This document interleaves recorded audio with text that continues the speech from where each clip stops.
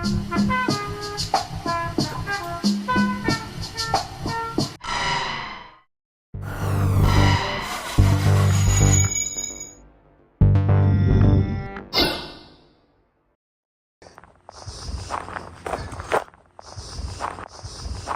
hello.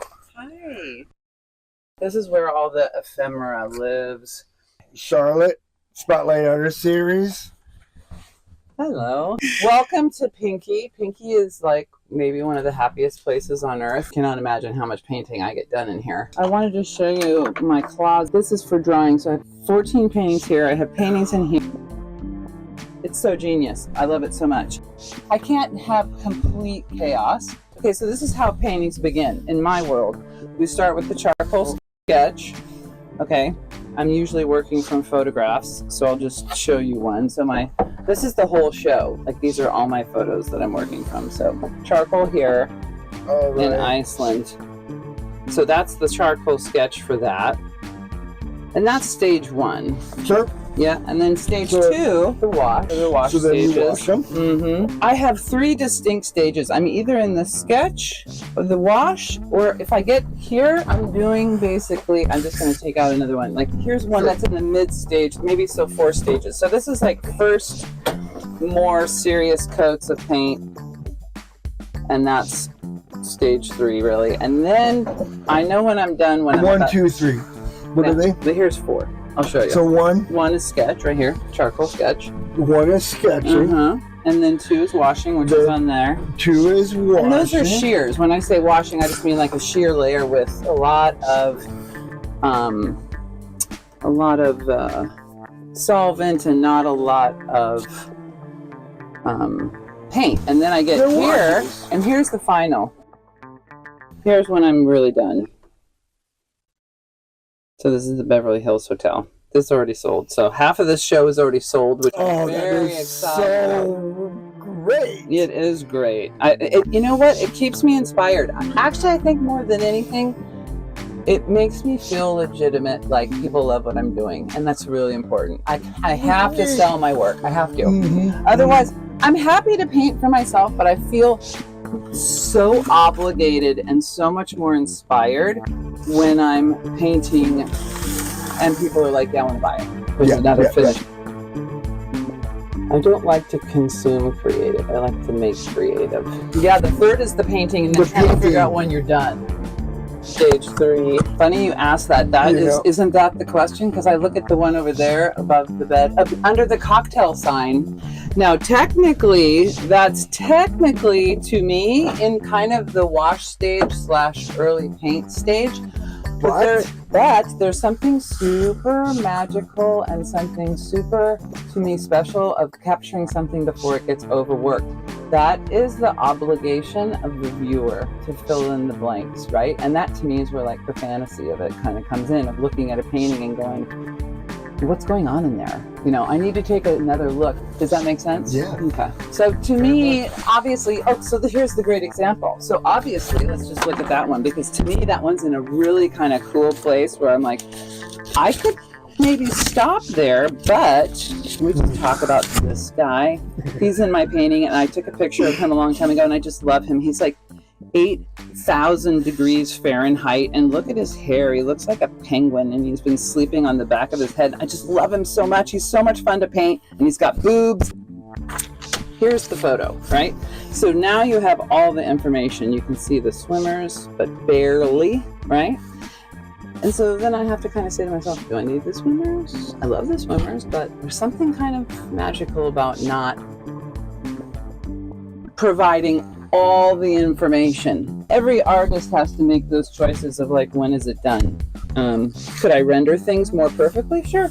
Yeah. So technically they would call me a realist, right? Because you know what you're looking at. But I think I have a very whimsical style where I just can be loose and it doesn't have to be super specific. But now I'm committed. Like I show up, I do it. If I come in here and I don't feel like it, I know I'm going to get in here and I'm going to feel like it, which to me is like so fabulous. So the reason I started painting again was because I fell off of a horse and I couldn't find any comfortable place to sit. I couldn't lay down. I couldn't do anything, and I was so physically in pain. The only thing I figured out that I could do that wasn't uncomfortable was stand, and that became slightly dull. So I thought, oh God, why don't I just go paint? And why don't we do a gnome show? So I said, okay. So that's how I got focused. So much fun, and it was the beginning of like really coming back to painting. So what does CT do? So now this painting, which is done with the wash stage, the other thing I'm going to show you that I do, this is important, this is part of the process, is I track my time. Because I do commissions, and I do the show work, and I really want to know how much time do all of these things take. So I track my time. So it'll be really interesting. Probably the stuff I paint for the shows is a lot faster than the commissions. The other thing I do is I do track my colors, because different paintings, I have a whole stack of all this stuff back here, because I just like, what was that color, right? So all of these palettes, I just save them. But like this was Elmo, which was a commission I just finished. I just love these. They're beautiful. Yeah, and this was Mimi, this other horse. She was a chestnut pony. Sometimes I go back to these and go, oh, hey, man, what was that color? It started here, and then it went there. And, like, you can see that cadmium orange up there. It's just like, that's what really changed it. Sometimes I think these are fun to go back to, and I'm going to make some kind of manual. The other manual I need to make, and I'm just getting started. When I need something, I start here. Like, what colors do I have? Like, I get confused, you know, like, which red? I'm like, oh, shit, I don't know. And then I realized when I looked at the painting, I was doing a repair job for a friend, which I'd never done. So I thought, shit, I don't know which red it is. So I just took every red or pink paint I had and put it down there. And I went up to the painting. I'm like, oh, they took it right out of the tube. It snaps fall red. Awesome. Who would have known? That could have taken a lot longer. I do the same thing with my neutrals. I just took the paints I have, and that's a good place to start. It's a good cheat sheet. And sometimes I just use colors I like that don't belong. For example, why is neon magenta in here? Because Charlotte likes neons. There's going to be probably neon and glitter and everything, and I have more neon paint I have bought every single tube of neon paint I can find in oils, and most people are like, they don't make neons in oils. I'm like, oh yes, they do. I have bought them all, and they will find their way into every painting, because to me there's something groovy about neons. That's just me. How do we view the value of what we do? Like, I think I would still paint, but it would be really different for me if I didn't sell what I painted. It's just a nice thing. You know what else is really nice, and I should probably mention this. I had a really big career before I started painting again, so I'm not really coming at this without like a life before painting, and that gives me a really big leg up. And what I mean by that is I worked my 7 days a week or 6 days a week and built a company for 20 years and kind of semi-retired, so I'm in a position where the other thing I think I'm doing by painting and selling paintings is I can choose to do that, because I don't have to work the way I did when I first started my career. I was lucky that I was super successful. If I had to make my living from painting, I don't even know what my attitude would be about it besides panic. I'm just super duper lucky that it's not where I am, that I have left this open to become whatever it is. I'm always delighted when it's something that I already know. I'm like, oh my God, I already knew that? That's so cool. Like, I actually know something. We all have judged people in our mind who judge us, there aren't even there. You know, we were talking, yes, great point. Or they're dead. Or they're dead. Conversations wander. Yeah. Anyway, I'm very fortunate that I get to have fun with painting, and like I said, it does keep me very inspired to sell things, but I would paint even if I didn't.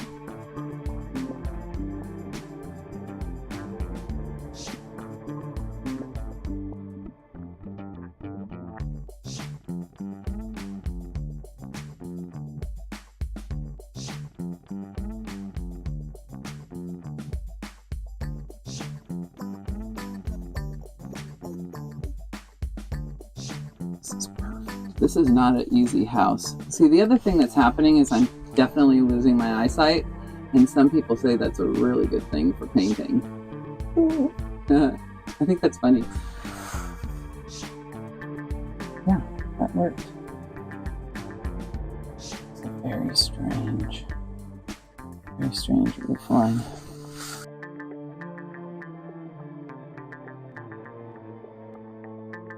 You know, my wash stage. I'm not a typical oil painter. I have a very watercolor style. I like to layer. A lot of people don't paint like that. Oil painting you can paint however you want, because bottom line is you can't mess with the results, right? Whatever the results are, the results are. If you like them, don't like them. It's a good painting, it's a bad painting. How you got there, that's your own jam. For me, I'm a layerer. I like to lay in thin layers with lots of wet layers, and that is not a typical. It's the way I paint is definitely not the quickest way to the finish line, that's for sure. Sometimes I just take a color that doesn't belong and I just start painting, and I'm like, I'll work it out later. Like, I'm just not going to get worked up about it being right. It's just part of the way I work.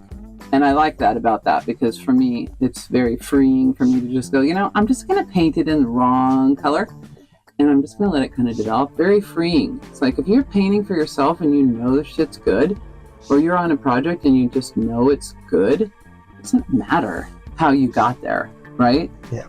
And that's one thing I also like about painting.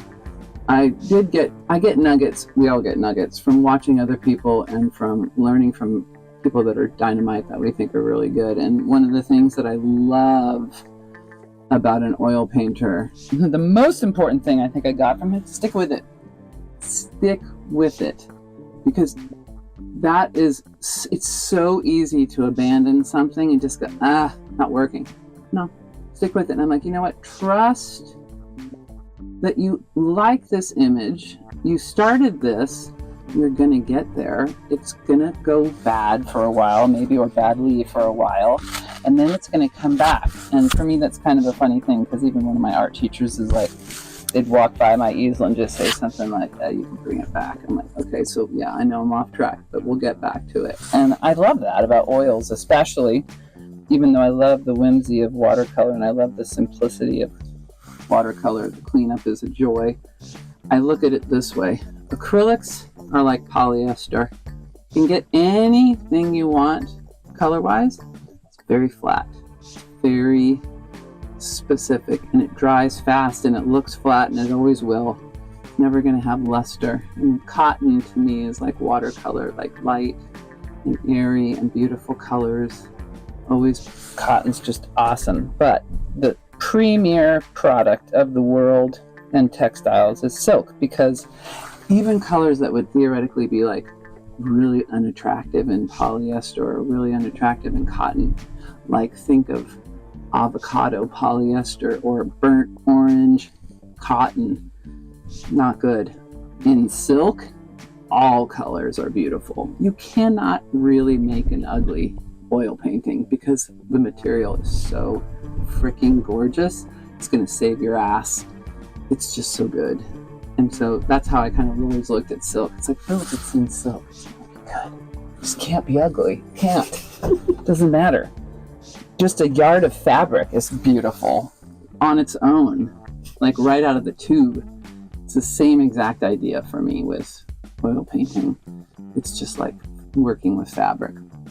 And they have their places. Trust me, I loved working in acrylics and I loved working in watercolor, but to me, this is the Cadillac of products.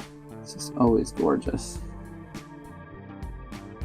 I'm already getting into the details here, just because I'm doing that, and typically I don't, but I'm enjoying it. So, again, sure, I'm not working necessarily efficiently, but I'm just in this groove over here. How close is that, do you think? This has got a ways to go. I'm probably... A ways to go. Yeah, no. I'm going to get this. Well, first of all, because I work so wet and so sheer, I have to let it dry for a while and come back to it. Now, I do like some of this wood grain showing through. That's why I love working on wood. When you work on a canvas, you get a lot of texture, and I don't necessarily love that. and you can work on wood that is, I still primed this, but I primed it with something sheer so that it won't, so that I still have a barrier there. But I love that natural wood grain. I think it adds a lot to the painting. And so when you leave something undone, it still kind of looks groovy. That's just me. One of the other things to your question that probably will happen is I'll probably pick some areas. Especially I'll take the reflections in the pool, even though it's already really gestural and fun in here. I'll take some of these details and really work these out. And that will probably be something I'll do as a decision with this particular piece is, why do I need to tell this whole story? You already know what this is. You don't even need me to do anything else here, really, right? This is all set in here. This is sky and mountains and trees. You can tell. How much do I get in there with? We'll see. Definitely want to get some of these pinks because I love those colors. And I love this coral and this coral in here. I probably have at least 4 hours left in this piece of painting. And I probably won't even go and really paint this car, but what I will do is I will go in there and finish the highlights. If I do nothing else, I'm going to hit it with the hot white. You know what we should do? We could go inside and I could show you a couple pieces that are inside that are on the drying rack in the office. One from the show and one of commission, which I think would be fun for you to see. On the move. Okay.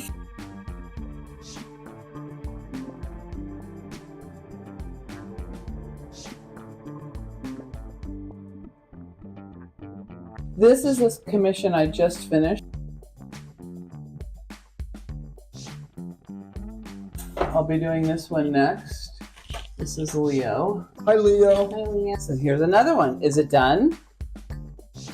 No, it's not done. It's not done to you? Damn close. Colorful flowers. I got to get my neon in there somewhere. Purchased at the Guild. I love those. Fanny Thomas. Oh wait, there's more Fanny Thomas. Follow me. You're gonna frickin' pass out. I'm gonna have to. Is it this? I'm so used to looking at it every day that I forget that it's there. There it is. Fanny Thomas. She came here one day and painted. What was that? This is Ruby. This is this cat right here. This is her. That's the one. So this painting is Ruby in front of that TV on the green couch.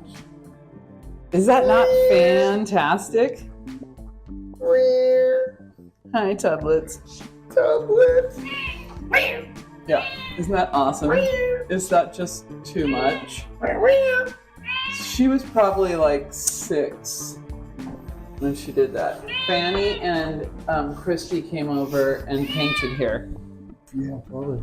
Before we had that, we had to keep all the doors shut because of cats. Isn't it great here? You can see the glitter, right?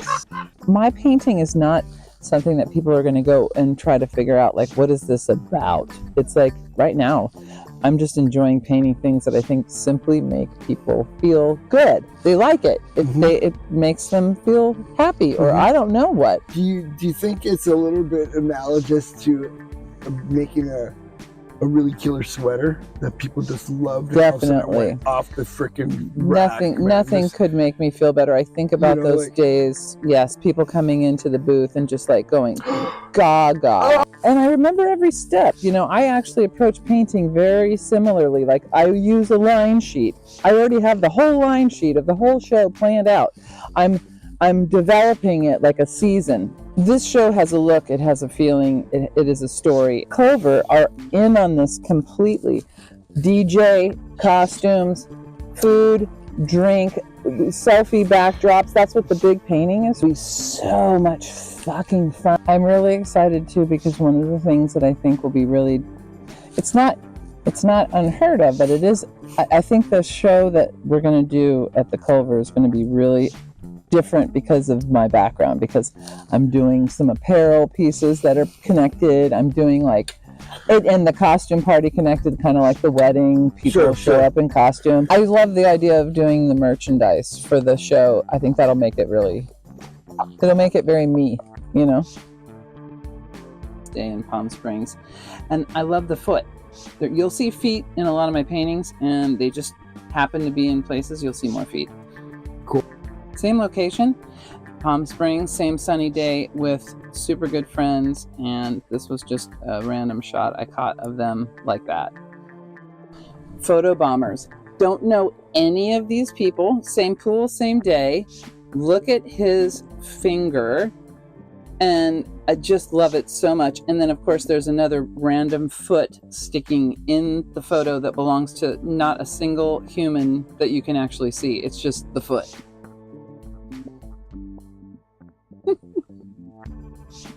The original sketch of the foot I'm going to send you. My husband is obsessed with it. It's very funny.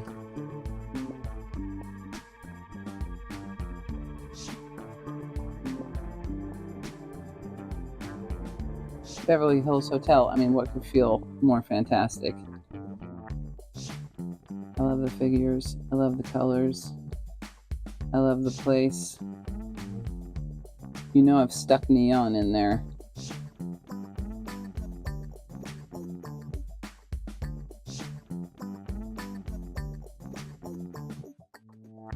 This is the Pink Motel. No longer used as a motel. Wait, but what's fun about this too is I not only love the colors of the rainbow, which of course are neon, I love the surfers. They're very small, they're very subtle, but they're in there. This photo was released by the photographer. I found the photo online and I was obsessed with it, and I wrote him a note and he said, sure, use it. So yeah, there's some humans in there.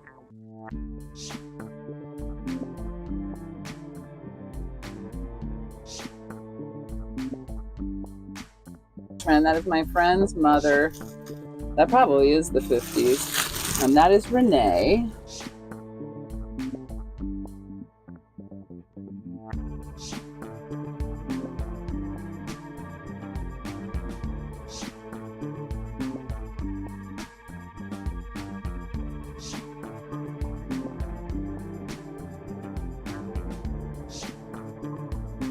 I'll be at the Culver Hotel in Culver City, California, May 7th, 2024. Charlotte Tarantola, Liquid Landscapes.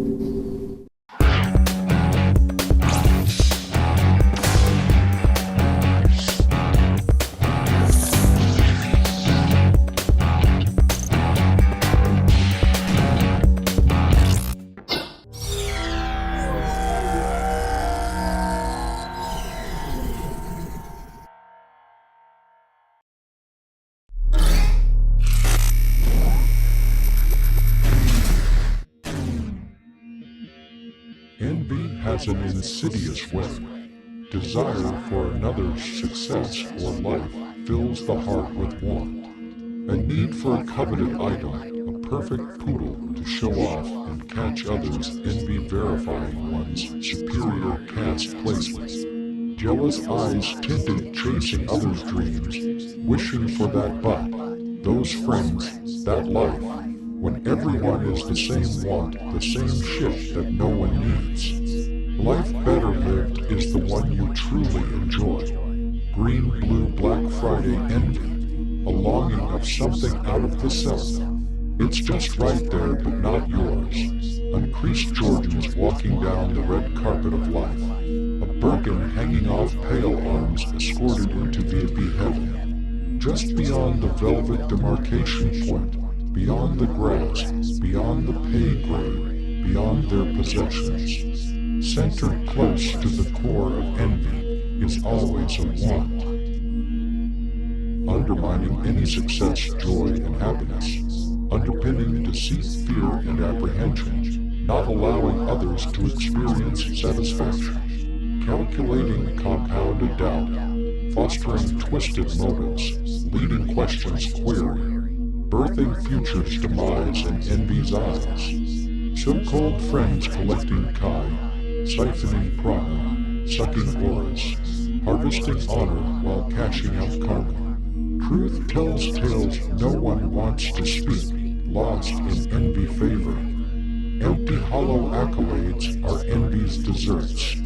Never tasting the fruits of labor, never touching the golden surface, never knowing the feeling of love, while constantly searching, seeing it all around.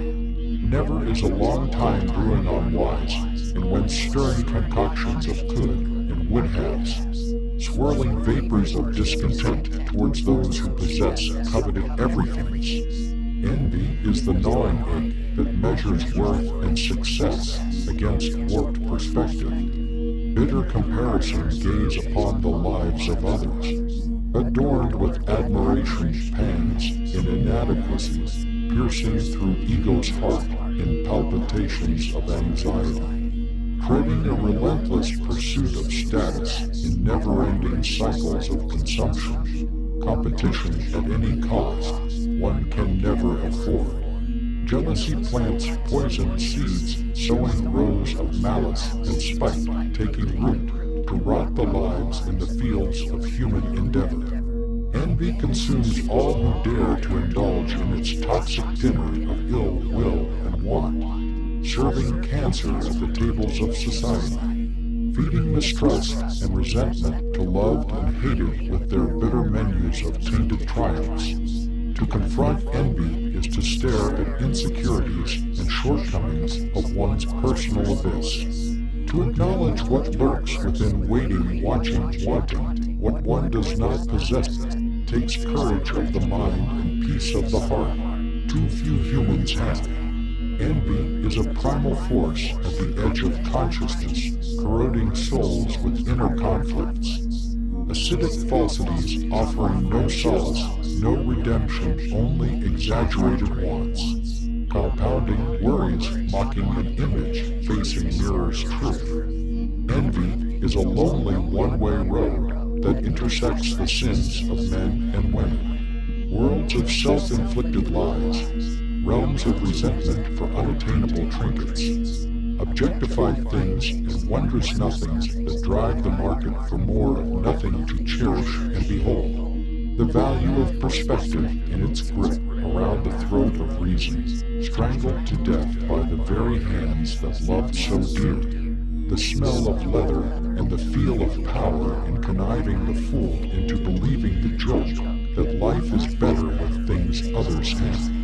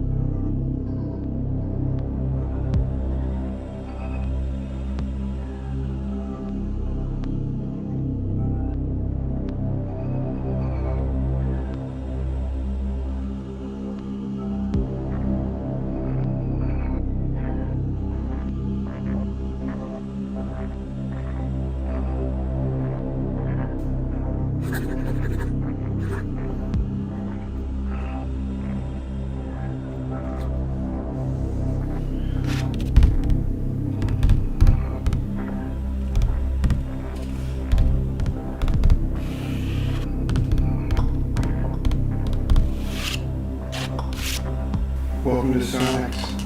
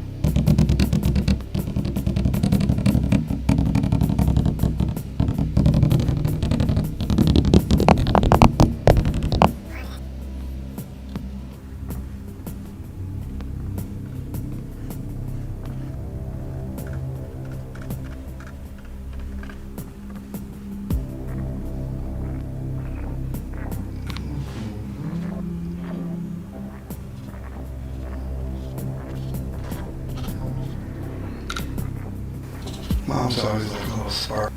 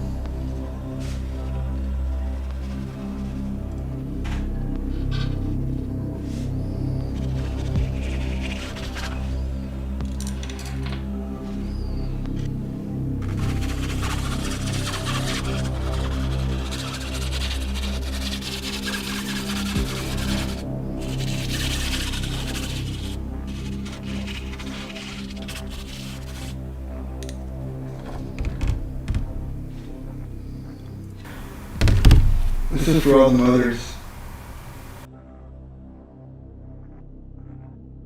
Mothers